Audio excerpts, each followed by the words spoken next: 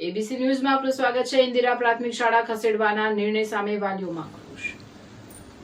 ભાવનગરના ઇન્દિરાનગર વિસ્તારમાં આવેલી ઇન્દિરા પ્રાથમિક શાળાના અન્ય સ્થળે ખસેડવાના નિર્ણય સામે વાલીઓમાં ભારે રોષ જોવા મળી રહ્યો છે। વાલીઓનો આક્ષેપ છે કે જ્યાં નવી શાળા બનાવવામાં આવી છે તે વિસ્તાર ઇન્ડસ્ટ્રીયલ ઝોનમાં આવેલો છે અને આસપાસ અસામાજિક પ્રવૃત્તિઓ તથા દારૂના અડ્ડા હોવાની ફરિયાદો પણ છે। વાલીઓનો સવાલ છે કે જ્યાં બાળકીની સુરક્ષા સામે જ ગંભીર પ્રશ્નો ઉભા થાય છે ત્યાં મોટી સંખ્યામાં દીકરીઓને અભ્યાસ માટે મોકલવી કેટલી સુરક્ષિત છે?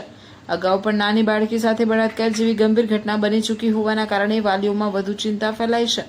વાલીઓની સ્પષ્ટ માંગ છે કે હાલ જ્યાં બાળકો અભ્યાસ કરે છે એ જ શાળાની ઇમારતમાં શિક્ષણ વ્યવસ્થા ચાલુ રાખવામાં આવે।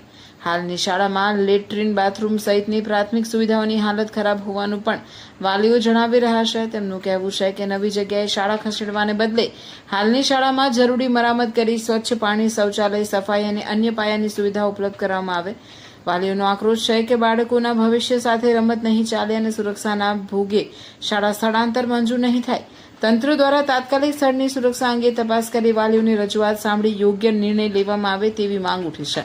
હવે જોવાનું રહેશે કે વાલીઓની ચિંતા અને સુરક્ષાના સવાલોને તંત્ર કેટલું ગંભીરતાથી લે છે અને ઇન્દિરા પ્રાથમિક શાળાને લઈને અંતે શું નિર્ણય લેવામાં આવે છે। રિપોર્ટર ફિરોઝભાઈ સેલોદ।